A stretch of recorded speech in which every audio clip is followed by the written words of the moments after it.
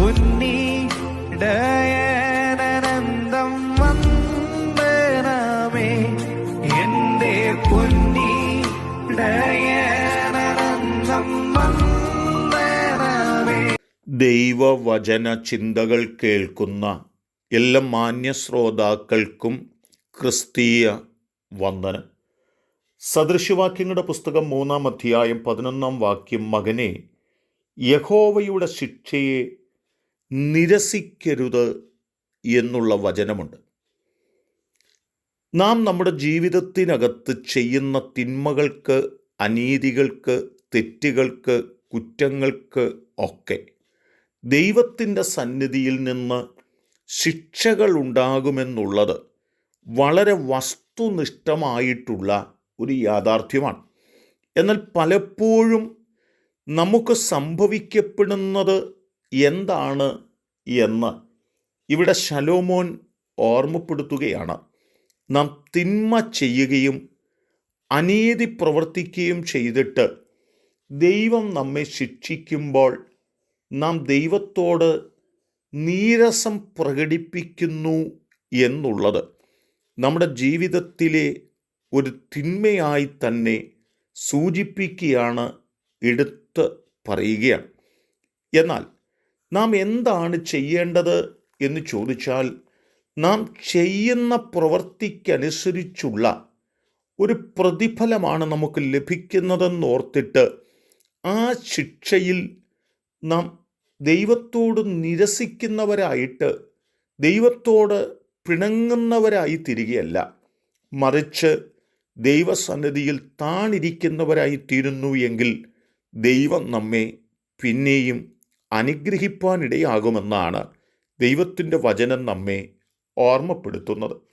ശമൂവേൽ എഴുതിയ 2-ാം പുസ്തകം 12-ാം അധ്യായത്തിൽ ഇസ്രായേലിൻ്റെ രാജാവായിരിക്കുന്ന ദാവീദ് ജീവിതത്തിൽ ഒരിക്കലും ചെയ്യുവാൻ പാടില്ലാത്തതായ ഒരു പ്രവൃത്തി ചെയ്തിട്ട് താൻ സമാധാനമായിരിക്കുന്ന സമയത്ത് തൻ്റെ അരികിലേക്ക് ഒരു പ്രവാചകൻ കടന്നു വന്നിട്ട് വളരെ കൃത്യമായ തലത്തിൽ താൻ ചെയ്തതായ തെറ്റിനെക്കുറിച്ച് ഓർമ്മപ്പെടുത്തി പറയുകയാണ്.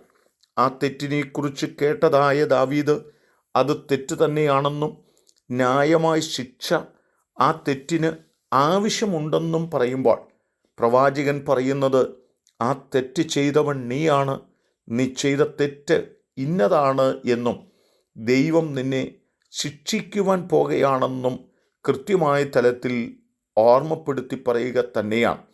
എന്നാൽ ഈ നാഥാൻ പ്രവാചകൻ്റെ വാക്ക് കേട്ടപ്പോൾ ദാവീദ് എന്താണ് പറഞ്ഞതെന്ന് ചോദിച്ചാൽ, ഞാൻ യഹോവയോട് പാപം ചെയ്തിരിക്കുന്നു എന്ന് പറഞ്ഞു. ആ ചെയ്തു പോയ തെറ്റിനെക്കുറിച്ച്, കുറ്റത്തെക്കുറിച്ച്, വീഴ്ചയെക്കുറിച്ച്, പാപമണ്ഡലത്തെക്കുറിച്ചുള്ള ബോധ്യത ദാവീദിനുണ്ടാകുകയും ദൈവം തനിക്ക് നൽകാൻ പോകുന്ന ശിക്ഷയെക്കുറിച്ച് കൃത്യമായി കേട്ടിട്ട് ദൈവം തന്നെ ശിക്ഷിക്കുന്നത് ന്യായമായാണെന്ന് തിരിച്ചറിഞ്ഞ് ദൈവം തന്നെ ശിക്ഷിക്കുമ്പോൾ മനസ്സോടുകൂടി അത് സ്വീകരിക്കുവാനും അതിൻ്റെ അവസാന നിമിഷം വരെയും നിലനിൽക്കേണ്ടതിനും തൻ്റെ ശിക്ഷാ നടപടികൾ കഴിഞ്ഞ് ദൈവത്താൽ സ്നേഹിക്കപ്പെടുന്ന ഒരു ജീവിത പശ്ചാത്തലത്തിലൂടെ മുൻപോട്ട് പോകുവാൻ ആഗ്രഹിച്ചും കൊണ്ട് ആ നിലകളിൽ കാത്തിരിക്കുന്ന ഒരു ദാവീദിനെ നമുക്ക് ഇവിടെ കൃത്യമായ തലത്തിൽ കാണുവാനായിട്ട് കഴിയുകയാണ്.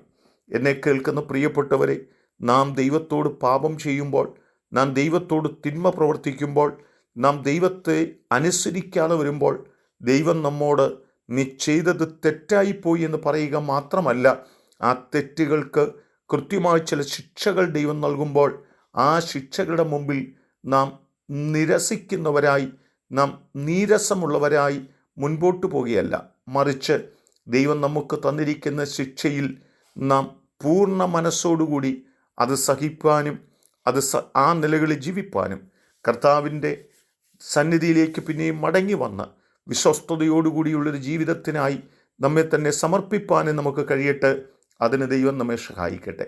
കരുണയുള്ള ദൈവമേ, നല്ല കർത്താവേ, ഞങ്ങൾ ചെയ്തു പോയ തെറ്റുകളുടെ മുമ്പിൽ ദൈവം ഞങ്ങളെ ശിക്ഷിക്കുമ്പോൾ ആ ശിക്ഷയിൽ ഞങ്ങൾ നിരസിക്കുന്നവരായി, ഞങ്ങൾ സ്വയരക്ഷയ്ക്ക് വേണ്ടി ഓടിപ്പോകുന്നവരായിട്ടല്ല, ആ ശിക്ഷകൾ സഹിക്കുന്നവരെ തീരുവാൻ ഞങ്ങളെ സഹായിക്കണം. അത്ഭുതം ചെയ്യണം. യേശു കർത്താവിൻ നാമത്തിൽ തന്നെ. ആമേൻ.